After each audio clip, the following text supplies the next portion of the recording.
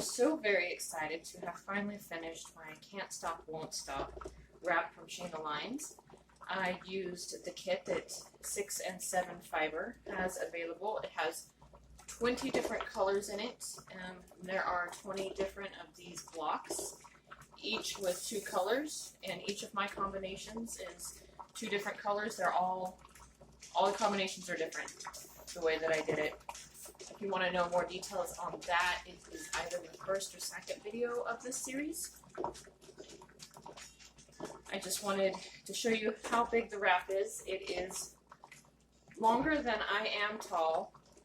It is a DK weight yarn, and I worked it on size 9s, and I'm pretty sure I got pretty close to gauge. I didn't have like a ton of yarn left over, but I didn't feel like I was playing yarn chicken either.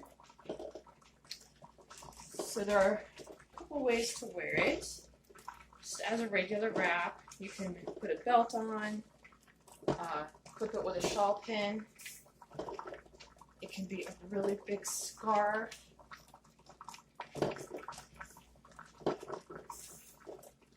It's totally long enough to do that. I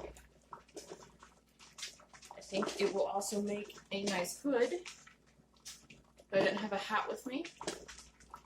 It still comes down quite a ways there in the back. I'll just throw one side over there and tuck my jacket on, and it's going to stay put. And when Lorna is just a plain wrap, it comes down right there. Keep you pretty warm when you're out walking or sitting in the house in a rocking chair, knitting or just watching TV. So the last little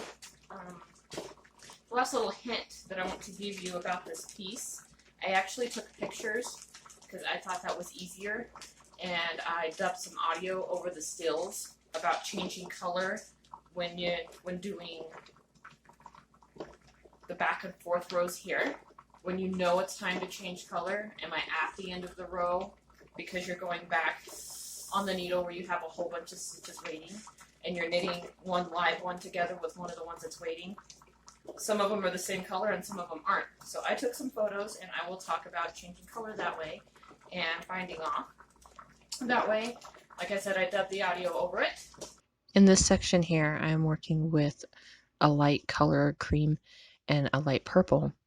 You can see in the circled area that the last stitch is purple, and then the one next to it is white.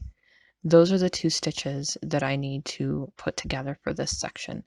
Because I know one is purple and then the next one is white, that's how I know I am at the end of that row when I am coming back to work my stitches. In this photo here, you can see that the purple stitch and the white stitch are the 2 that I am going to work together. In this final photo, there are 3 purple stitches next to the white stitches. The 3rd purple stitch and then the first white stitch are the 2 that are going to be going together. And this time you'll notice that the purple stitch is on the needle and not just on the bottom.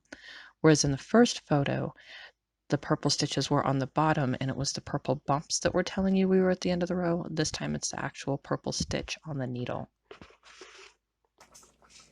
Thank you for joining me for my Can't Stop, Won't Stop series. I enjoy doing this series, and I'm hoping to do more in the future. And as always, this is Sarah from Azariah Studio. Happy making!